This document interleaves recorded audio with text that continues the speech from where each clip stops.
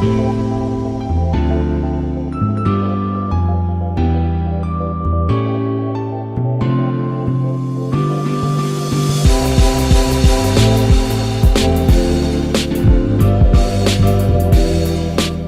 is the second part of our comparison of our 4 Tacx turbo trainers. Today I'm going to show you how loud these are, and while riding I will explain to you what is the feel when I'm riding on them, how smooth it feels, how realistic it feels.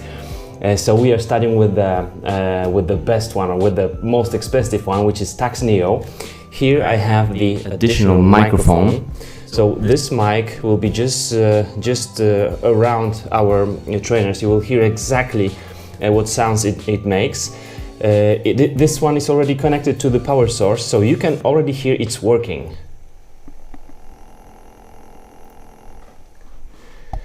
You hear it just like a laptop or something. At least my laptop is much more loud.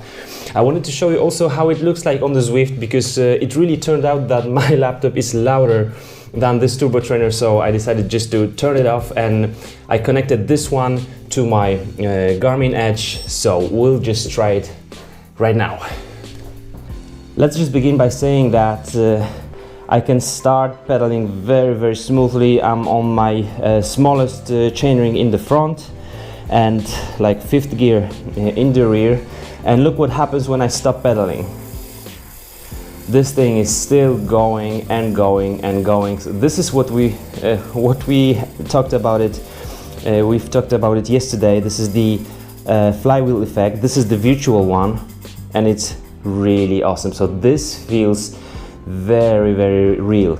Now I'm gonna stop talking and you will hear the noise of turbo trainer. I'm gonna go up to, let's say, 120 watts with some 80 RPMs of my cadence.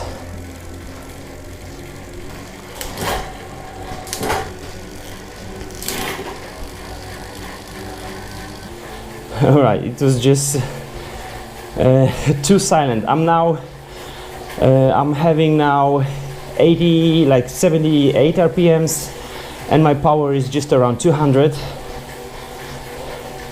What you hear is basically my drivetrain that should be adjusted a little bit to the cassette, to the position of the cassette on the free hub of this device. And let's just do some sprint.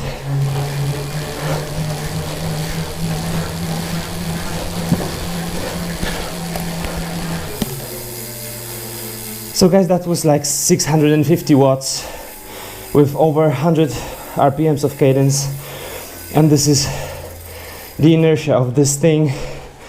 It feels super realistic.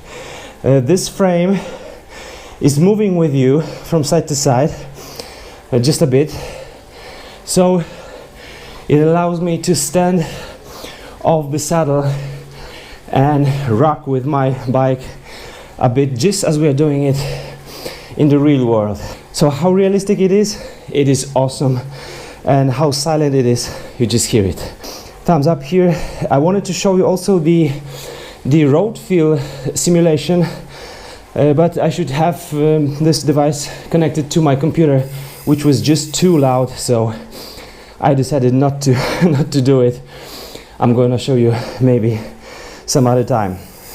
What I'd like to add here is also the episode about carbon frames on the turbo trainers. Rocking with this thing really helps saving carbon frames, because sometimes you can damage your frame when it's fixed to the very stable and stiff frame of the stand of the turbo trainer. So that's the additional value here. It's time for my baby, which is Tacx Bushido.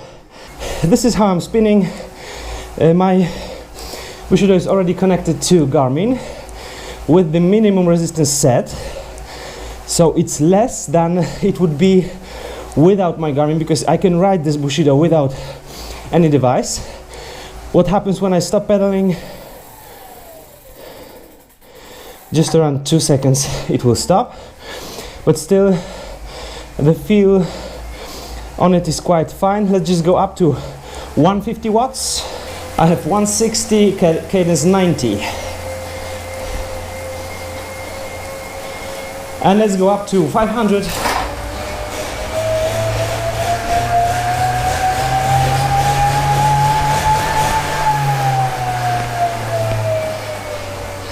So this is how you can hear it. It is not really noisy. It is much louder than the Neo, but not really noisy. I like it. And the pedaling is still quite smooth. Of course, the frame here is stiff, so it won't be rocking with me. It just fixes the bike. So pedaling off the saddle won't feel as natural as on Neo as well. Let's turn to Tacx Satori Smart. It feels okay, really. My lever of resistance is set on 1, so the minimum 1. Stop pedaling. It's quite okay, I would say. So let's try to spin it to some 150-60 watts.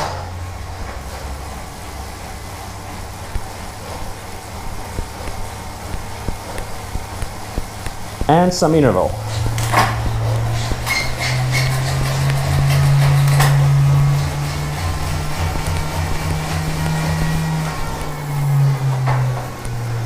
I would say for this construction, this price, and the 30 millimeters, not 40 millimeters roller, it just feels and just okay, and it's not very loud. The only problem I have is when I set the resistance for 7 and higher, my wheel starts slipping on the roller. And you can of course adjust the tension between the roller and the wheel, but it's already quite high. So that would be the only issue for me. This is not a loud trainer, so I like it. And finally the Bluematic, spinning freely on the minimum resistance. So I'm setting the lever here on 1.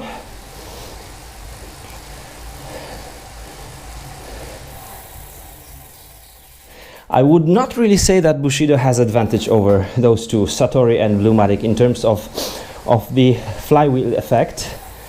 Of course, you will feel that much more because it has 60 kilo over 8 kilo here on the Bluematic and 16.9 on the Satori.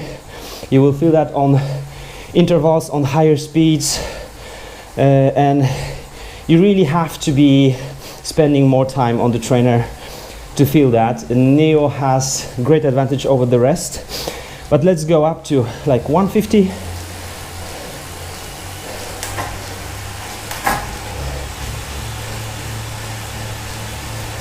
And some interval.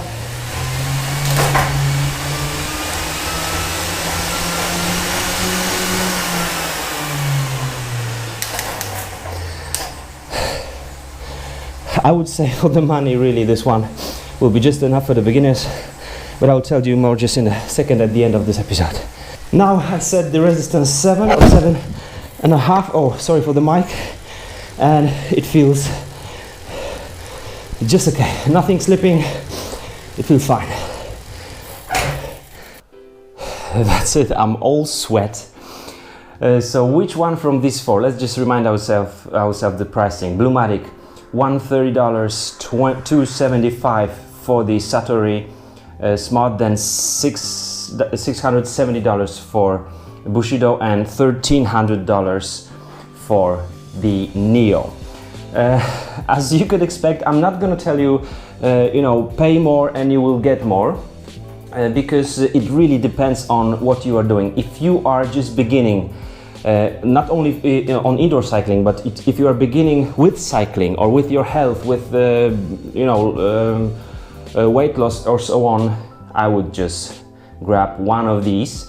This one would cost $130, and you can even buy a cheaper version without the lever. It will have some twist just on the resistance, the mechanism in the rear, and once you set it for 1, 2 or 3rd level, you can just make a whole workout on one level. Simply by changing your gears, you will change the resistance. So this one is really cool. It's not super loud. You heard it. It's louder than the rest, but it's just okay. And I would say the most for the money you will get here in the middle, as usually.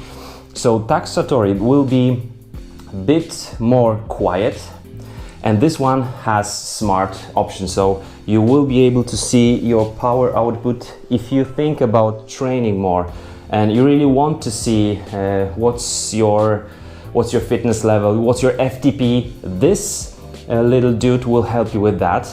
And of course, Bushido, let's not forget, this is the interactive trainer, so it will cost like double the money of the Satori, but this trainer is the interactive one. That means it will set the resistors according to the terrain you're riding in the virtual world, so on Zwift or Tacx training software or any other software. So this is really cool.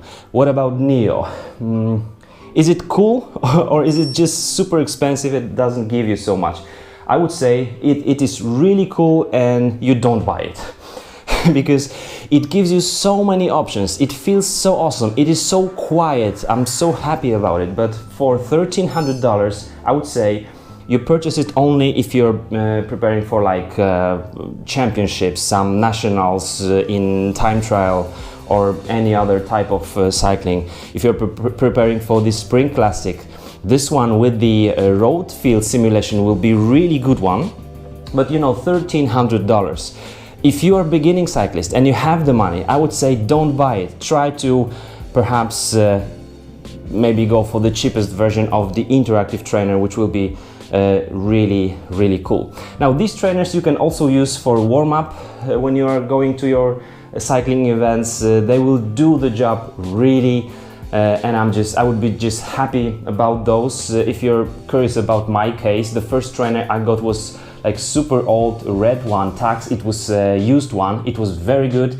Then I bought something like, I think it was Satori, but there wasn't smart version just yet. So I was just then riding Satori, and then Bushido is the third one that I have, and I'm very happy about it. I don't really feel I would go over that. It is interactive, it is self-powered, I like it.